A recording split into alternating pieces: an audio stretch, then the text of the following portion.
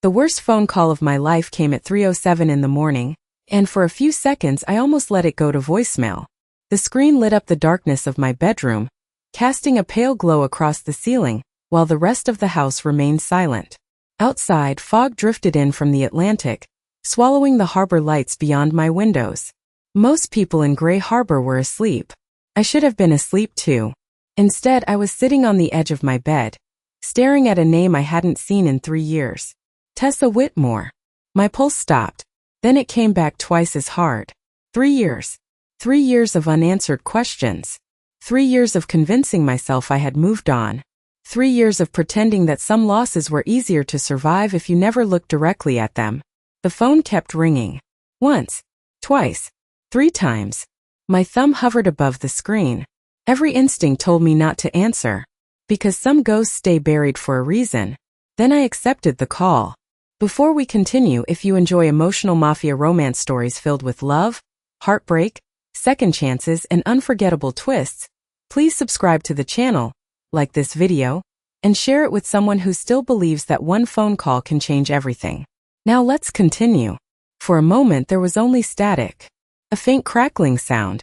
Then a breath. Weak. Shaky. Familiar. My chest tightened immediately. Grant. She whispered. Hearing my name in her voice felt like opening a door I had spent years trying to lock. Tessa. I stood so quickly the chair beside my bed nearly tipped over. Tessa, where are you? She didn't answer right away. I could hear her breathing. Slow. Uneven. As if every word cost her something. Don't hang up, she said softly. My throat went dry. 3 years ago, Tessa had disappeared from my life without explanation. No goodbye. No closure. Just silence. The kind of silence that settles into your bones and never fully leaves. And now she was calling me in the middle of the night, sounding like a stranger and someone I knew better than myself at the same time. What's happening? I asked. Talk to me. A quiet laugh reached my ear. It wasn't really laughter. Sounded more like someone remembering how to smile after forgetting for a very long time. You're still trying to fix everything. I closed my eyes. The words hurt more than they should have. Because once upon a time that had been true. Until the night I failed her. Until the night everything broke. Tessa, I said carefully, please tell me where you are. The silence stretched again. Long enough for me to hear the wind tapping against the windows. Long enough for old memories to start crawling out of places I had hidden them. Then she spoke. I'm dying. The world stopped. Not dramatically. Not like in the movies. There was no crash of thunder.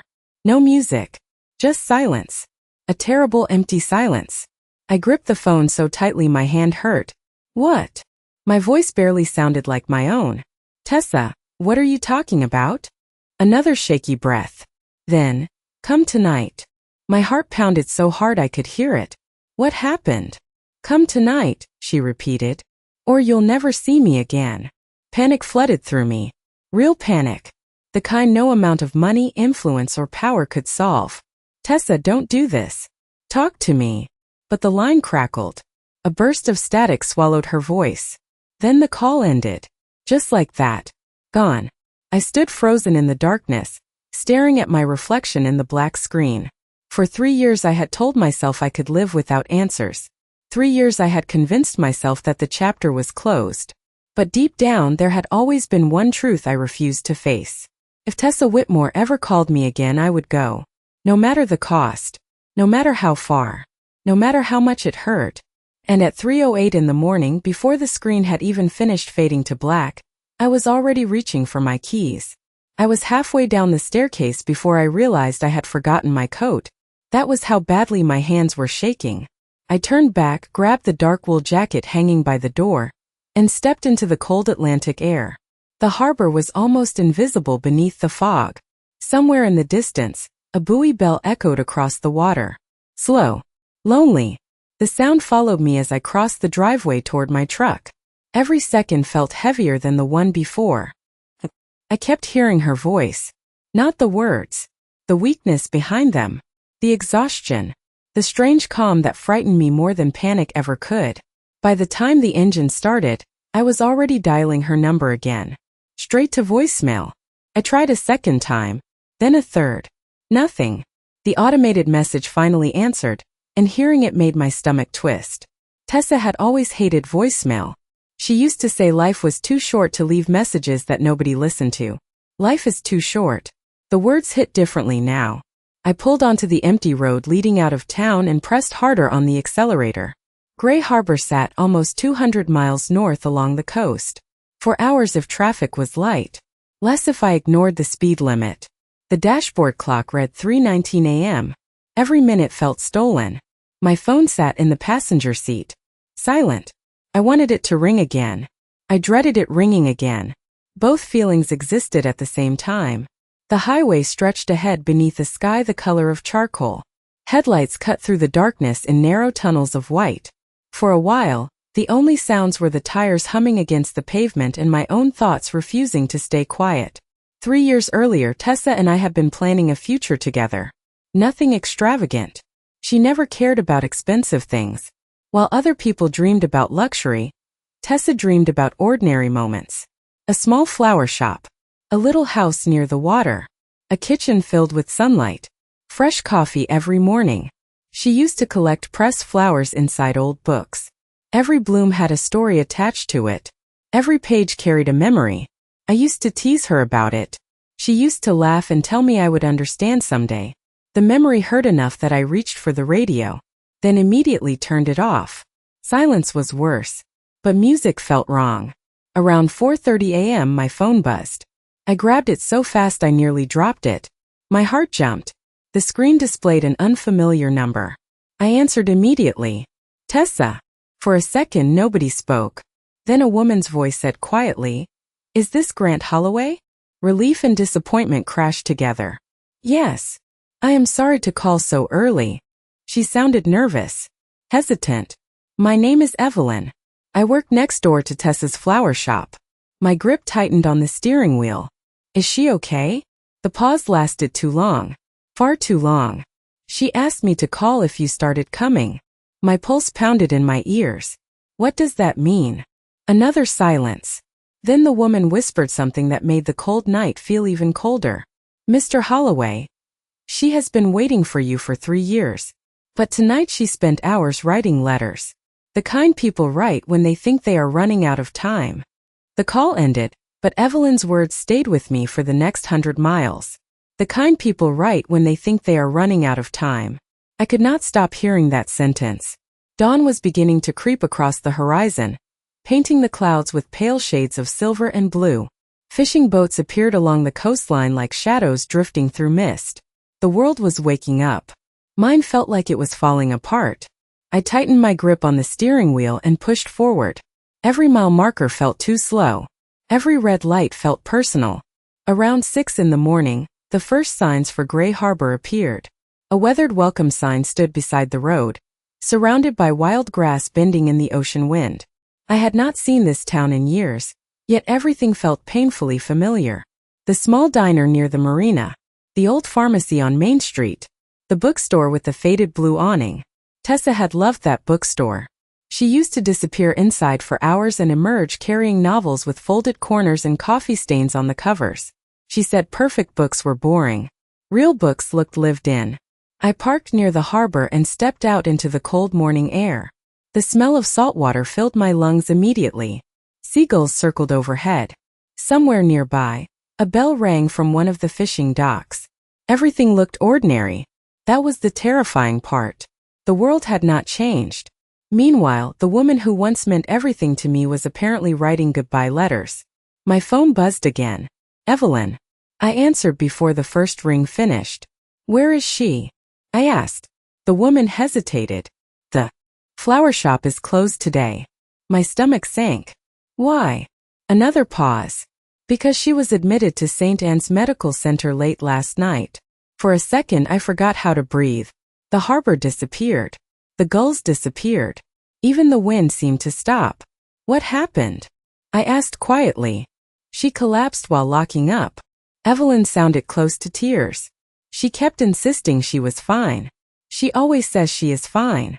That sounded exactly like Tessa. Even when her world was breaking apart, she worried about making other people uncomfortable. Which room? I asked. Evelyn gave me the number. Then she added something else. Mr. Holloway? Yes. Do not be angry when you see her. The request caught me off guard. What? She spent years trying to protect everyone from worrying about her. My throat tightened. Including me? Especially you. The line went silent. A moment later the call ended. 20 minutes later, I was standing outside St. Anne's Medical Center. It was a small hospital overlooking the water. Nothing fancy. Nothing impressive. The kind of place built for ordinary people living ordinary lives. I stared at the entrance doors for several seconds. Fear settled heavily inside my chest. Not fear of bad news. Fear of seeing what time had done to us. 3 years ago, I lost the woman I loved. Now I was about to discover whether I had already lost her forever. Then the elevator doors opened on the 3rd floor. I stepped into the hallway. And at the far end, sitting alone beside a hospital room window with a blanket wrapped around her shoulders, was Tessa Whitmore. Tessa looked smaller than I remembered. That was my first thought. Not fragile. Not weak. Just smaller somehow. As if life had been quietly carrying pieces of her away while nobody was paying attention. Morning light spilled through the large window beside her chair, painting silver streaks across the blanket wrapped around her shoulders. A paper cup of untouched tea rested on the table next to her. Her hands were folded in her lap. Calm. Too calm. She turned before I said a word. Maybe she heard my footsteps. Maybe she had always known when I was near. For a second neither of us spoke. 3 years disappeared, then returned all at once. Every memory, every argument, every unfinished conversation, every promise. Her eyes met mine. The same soft gray eyes that used to light up whenever she talked about flowers or books or ridiculous old movies. But now there was something else there. Exhaustion. The kind that sleep could not fix. You came, she said quietly. I swallowed hard. You called. A faint smile touched her lips. It lasted less than a second. I was not sure you would answer. The truth hurt because I deserved it. I moved closer. The distance between us felt impossible despite being only a few feet. Why did not you tell me? I asked. Her expression softened. Tell you what? I almost laughed. Not because anything was funny. Because I could not believe we were doing this. Any of it. She looked down at her hands. For the first time I noticed how thin they seemed. Because it stopped being your responsibility a long time ago. The words landed like stones in my chest. That was not your decision to make. Was it not? She asked gently. The question carried no anger. Somehow that made it worse. Anger would have been easier. Anger meant she still wanted something from me. This sounded like acceptance. Like surrender. I pulled a chair closer and sat across from her. The room smelled faintly of disinfectant and salt air drifting in through a cracked window. Outside, I could see fishing boats moving through the harbor. Life continuing as if nothing had changed. Tessa, I said carefully, what is happening? She stared toward the window for several moments before answering. The doctors found the problem almost a year ago. My stomach tightened immediately. A year. She nodded. I thought I had more time. I looked away. Suddenly the room felt too small. 1 year. 12 months. 365 days. While I had been living my life, she had been carrying this alone. Why did you not call me? I asked. Her eyes returned to mine.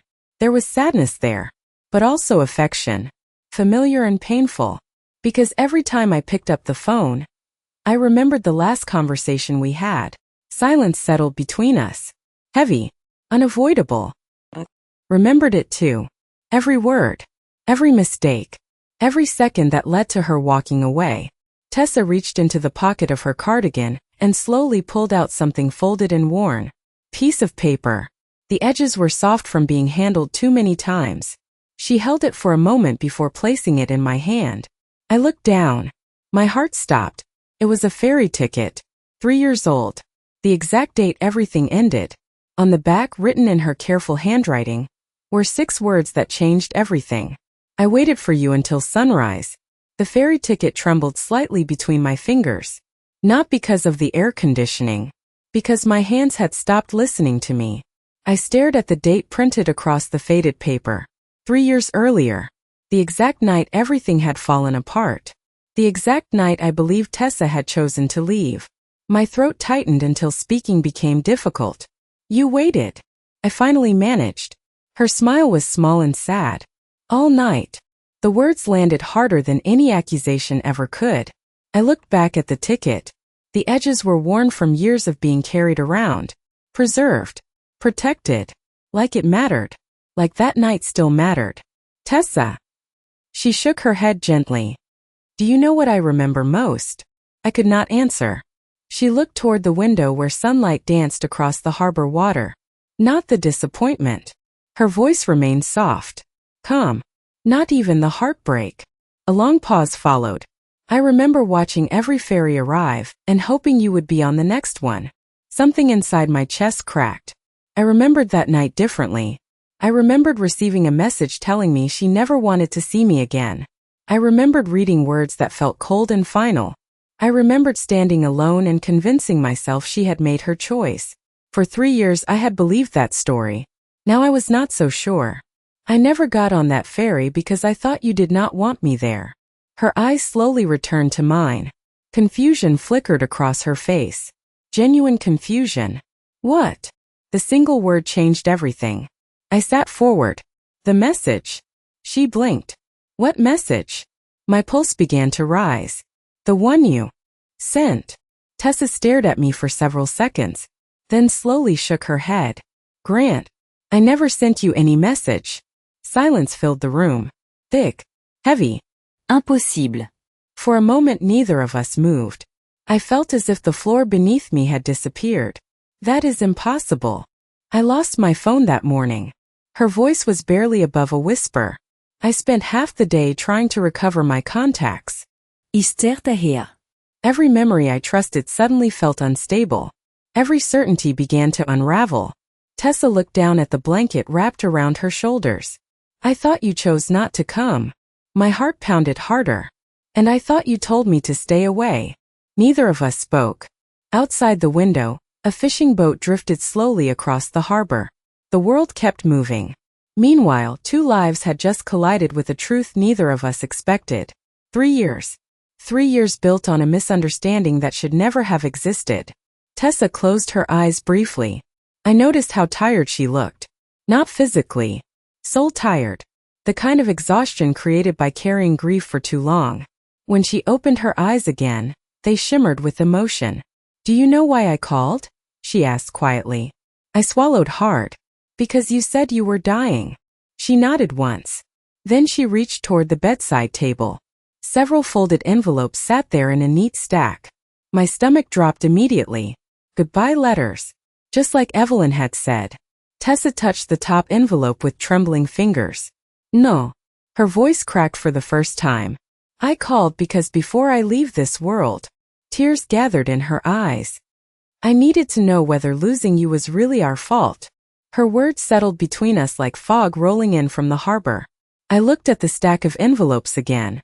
There were 7 of them. Each one carefully labeled in her handwriting.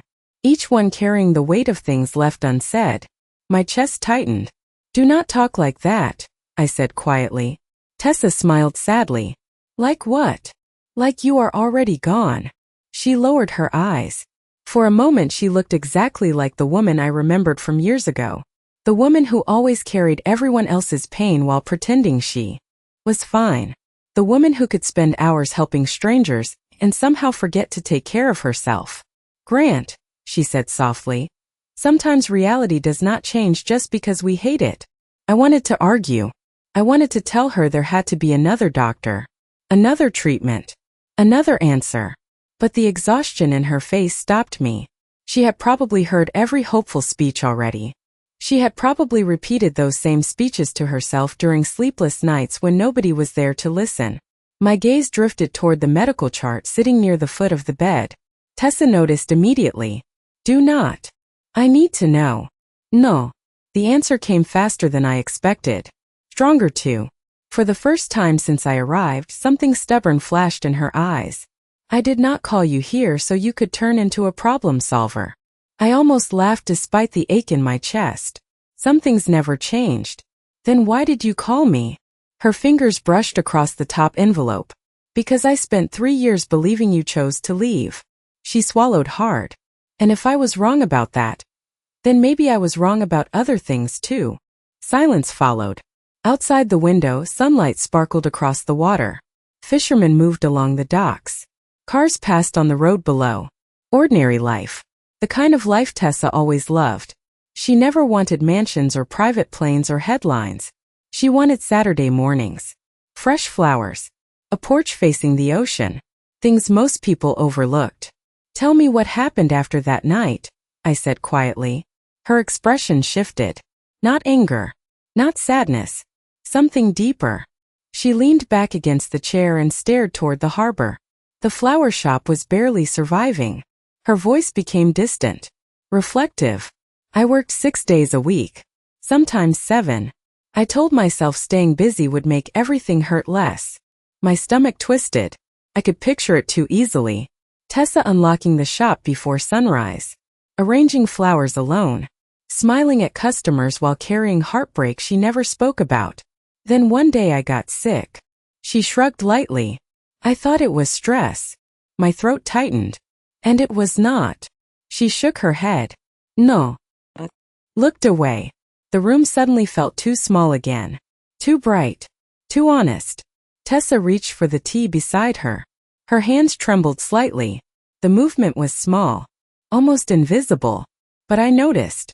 And once I noticed, I could not stop seeing all the other signs. The weight she had lost. The shadows beneath her eyes. The careful way she moved as if conserving energy. My chest ached. You should have called me. She looked up immediately. Why? The question caught me off guard. Because I would have come. Tears gathered in her eyes. Not dramatic tears. The quiet kind that appear when someone has been strong for too long. That is the problem, Grant. Her voice cracked. I still believed that too. For a moment neither of us spoke. The words hung between us, fragile and impossible to ignore. I still believed that too. My chest tightened. Tessa looked away first, turning toward the harbor beyond the window.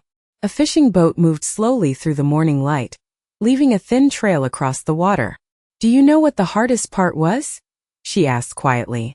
I shook my head. Her fingers traced the rim of the paper cup. Every time something good happened, I wanted to tell you. I swallowed hard. She smiled faintly. When the flower shop finally turned a profit. Her eyes drifted toward the ceiling as if replaying the memory. When a little girl came back 6 months later just to show me that the sunflower seeds I gave her had grown taller than her fence. A small laugh escaped her.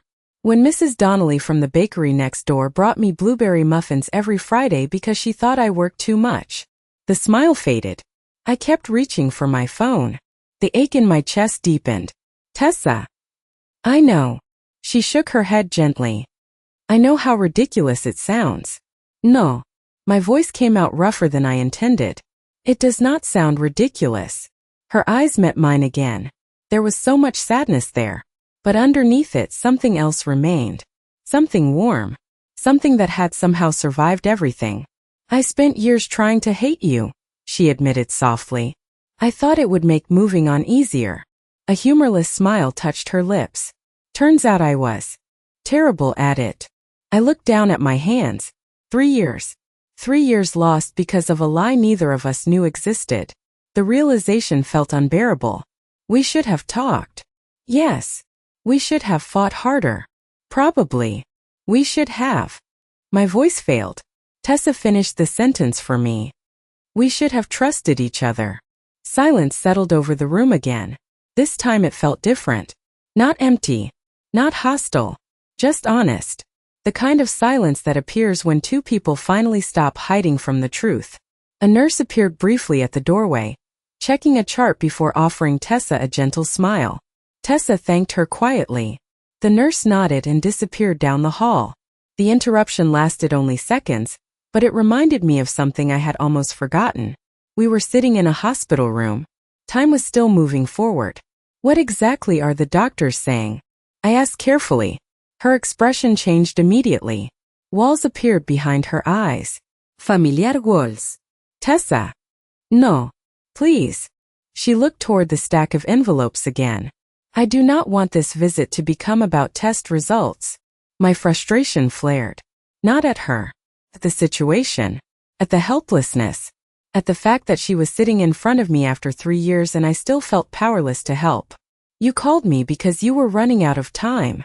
Her eyes filled with tears. Yes. Then let me be here. The words escaped before I could stop them. Let me carry some of this. Tessa stared at me. Her composure cracked slightly. For the first time since I arrived, I saw fear. Real fear. The kind she had been hiding behind brave smiles and quiet conversations. She lowered her gaze. Then, barely above a whisper, she said the words that made my blood run cold. Grant. There is something else I never told you about the night we lost each other. Tessa's words stole the air from the room. I stared at her, afraid to blink, afraid to miss whatever came next. She lowered her eyes and twisted the edge of the blanket between her fingers. The movement was small, but it reminded me of the way she used to fidget whenever she was carrying something too heavy to say out loud. Outside. The window, the harbor glittered beneath the late morning sun. Inside, time seemed to slow. What do you mean? I asked quietly. Tessa swallowed hard.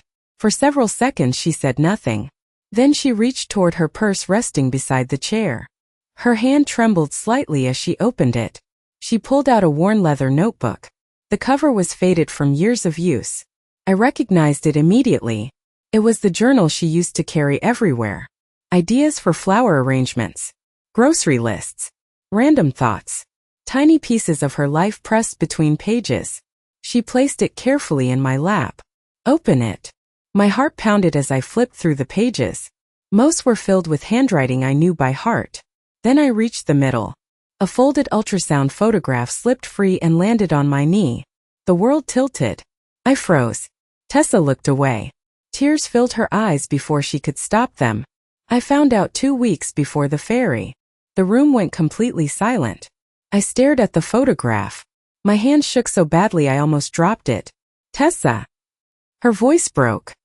I was going to tell you that night. I could not breathe. Every sound faded. Every thought disappeared except one.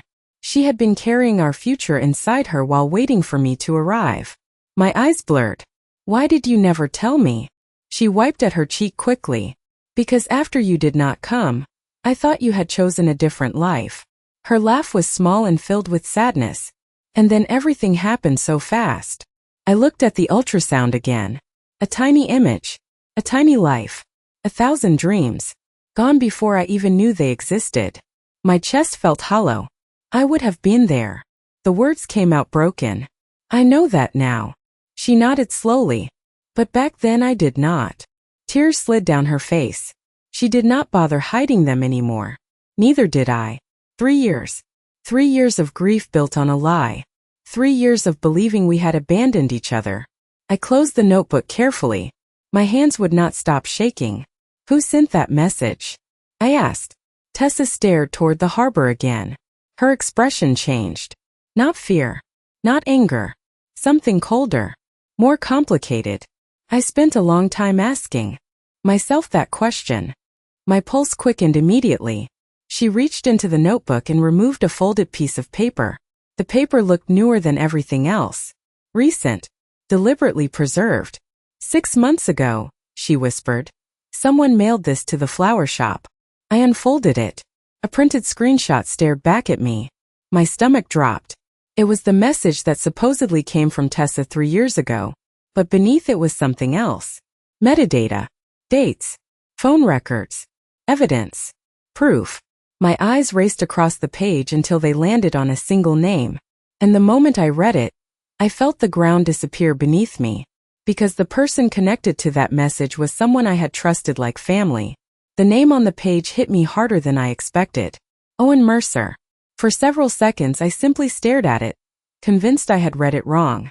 Owen had worked beside me for almost a decade. He knew my schedule better than I did. He knew my habits, my fears, my mistakes. He had been there after my brother died. He had been there during the worst years of my life. Family. That was the word I always used when people asked about him. Family. Tessa watched the color drain from my face. You know him. It was not a question. I nodded slowly. My throat felt tight. How did you get this? She folded her hands together. The envelope arrived without a return address. Her voice remained calm, but I could hear the strain beneath it. At first I thought it was some kind of cruel joke. My eyes returned to the printed records. Dates. Phone routing information. Technical details I barely understood. Yet one thing was obvious. The message that destroyed our future had never come from Tessa. Someone had made it look that way. Someone wanted us apart. Why would he do that? I whispered. Tessa looked toward the harbor again. I asked myself the same thing. The sunlight caught the tears gathering in her eyes. For months I carried this around and never showed anyone. I looked up. Why? A sad smile appeared. Because by then it did not matter. The answer hurt. It hurt because part of her had already accepted that there would never be enough time to fix what was broken. Leaned forward. It matters now. She studied me carefully. For a moment I saw a flicker of the woman I used to know. The woman who challenged every assumption. The woman who never accepted easy answers. Do you really believe that? She asked softly. After 3 years? I looked at the envelopes beside her bed. The ferry ticket. The ultrasound photo. The life we never had. My chest ached with regret. Yes. The word came without hesitation. Ido. Tessa lowered her gaze. Silence settled over the room. Outside, a gull drifted past the window. Somewhere down the hallway, a nurse laughed softly with a patient. Ordinary sounds. Ordinai moments. The kind of moments that suddenly felt precious. There is one more thing, Tessa said quietly. My stomach tightened. The way she said it made me brace myself. She reached into the notebook again and removed a folded letter. Unlike the others, this one looked newer. Recently opened. She handed it to me. Read the last page. I unfolded the paper carefully. The handwriting was unfamiliar. The letter was unsigned. Most of it made little sense until I reached the bottom. Then I froze. A single sentence had been underlined twice. If you ever discover the truth, ask Owen what happened at the marina the night before the ferry. My pulse thundered in my ears. I looked up immediately. What happened at the marina? Tessa shook her head slowly. I do not know. Her voice barely rose above a whisper. But whoever sent that letter seemed certain it was the reason our lives changed forever. The letter remained in my hands long after I finished reading it. Ask Owen what happened at the marina. The sentence refused to leave my mind. Tessa sat quietly across from me, watching the same storm of questions move behind my eyes. Neither of us spoke for a while. There was nothing left to say. The truth was no longer hiding in the shadows. It was standing directly in front of us. We simply did not know how much damage it had caused. I folded the letter carefully and placed it back inside the notebook. My pulse still had not settled. I need to talk to him. Tessa nodded as if she had expected that answer all along. I figured you would. Stood and walked toward the window. The harbor stretched below like a painting. Fishing boats rocked gently against their docks. Tourists wandered along the boardwalk carrying coffee cups and paper bags from local bakeries. Life looked normal from up here. Peaceful. Yet everything inside me felt unsettled. When did you receive that letter? I asked. 6 months ago. I turned toward her. And you never contacted me? She smiled sadly. What was I supposed to say? The question stopped me. Hello, Grant. We lost 3 years because somebody manipulated us. By the way, I am also very sick. Her smile disappeared. I could barely process it myself. I sat back down. She was right. 6 months earlier I probably would not have believed it either. Not completely. Not without seeing the evidence. Not without seeing her. The realization hurt. Tessa glanced toward the stack of envelopes again. I spent weeks deciding whether to call. Her voice softened. Some days I convinced myself it was too late. My chest tightened. And the other days? A faint smile appeared. The other days I remembered the version of you that never gave up on people. I looked away. I did not feel like that man anymore. Not after everything that happened. Not after all the years spent building walls around every part of my life that could still hurt. A soft knock interrupted us. The door opened and a doctor stepped inside. He was middle-aged with tired eyes and kind features. His smile faded slightly when he noticed me. I hope I am not interrupting. Tessa immediately straightened. No. It is fine. The doctor glanced at a chart in his hands. Then he looked at her carefully. We need to discuss the latest results. My stomach dropped. Tessa closed her eyes briefly. The movement lasted less than a second, but I noticed. She knew what was coming. The doctor pulled a chair closer. The medication is helping with symptoms, he said gently. But we need to make a decision soon. My pulse quickened. Decision. The word echoed inside my head. Tessa remained silent. The doctor continued carefully. There is still one surgical option available. Hope flared inside me immediately. Then I noticed the doctor's expression. Hope was not the emotion on his face. Concern was. Tessa looked down at her hands. What are the chances? She asked quietly. The doctor hesitated. Far too long. Then he answered. Not high. The room fell silent. I felt the air leave my lungs. The harbor outside continued sparkling beneath the afternoon sun. Somewhere below, a boat horn echoed across the water. Ordinary life moving forward. Yet all I could hear was the doctor's next sentence. If you choose the procedure, we need your answer within the next 48 hours. 48 hours. The number echoed through my mind long after the doctor left the room. The door closed softly behind him, yet the silence he left behind felt deafening. Tessa remained staring at the harbor. She did not cry. She did not panic. Somehow that frightened me more. It was the look of someone who had already spent months making peace with possibilities nobody should have to face. I sat beside her without speaking. For the first time since arriving, I understood that this was no longer about regret. It was no longer about the lost years or the message or even Owen. Time had reduced everything to a single question. Would I lose her again? A gull drifted past the window. The afternoon sunlight painted silver reflections across the water. Gray Harbor looked beautiful. Ordinary. Unaware that my entire world was balanced on a decision that had to be made within 2 days. You already know what you are going to choose, do not you? I asked quietly. Tessa smiled without looking at me. You always could tell. My chest tightened. Tell me. She finally turned toward me. The exhaustion in her eyes seemed deeper than before. The surgery is risky. I know. The recovery would be difficult. I know. Her smile faded.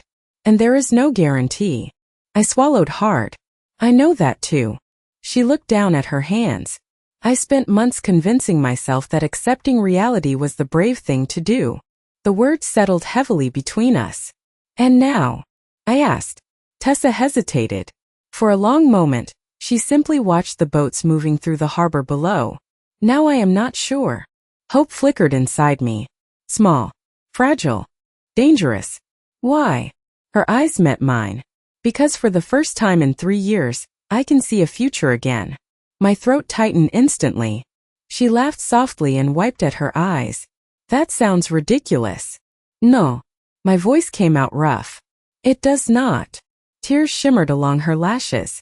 I buried so many dreams, Grant. She looked away. The flower shop became my entire life because it was easier than imagining anything else. I reached for her hand before I could stop myself.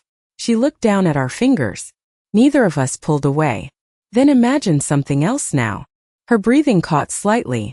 I could see the battle happening behind her eyes. Fear against hope. Exhaustion against possibility. Loss against love.